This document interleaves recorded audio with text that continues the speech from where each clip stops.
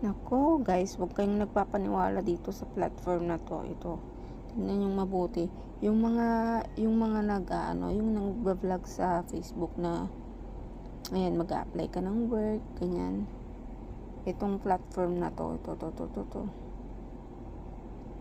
Kung saan magre-recharge ka ng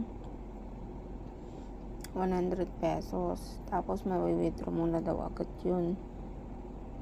Pero, ang nangyari sa akin, look, ayan, hindi nila pina-withdraw kasi gusto nilang mag-cash in ulit ako dito sa platform nila.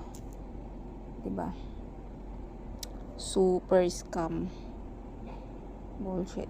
Basta, kung may nakita kayong apply worth 1,000 daily, ganyan, daily sahod, 500 weekly, ganyan, yung mga ganyan, naku, scam yan. Huwag kayong magpapaniwala. Huwag kayong mag-sign in or sign up or register dyan sa mga platform na mga ganito, yung task order, ganyan.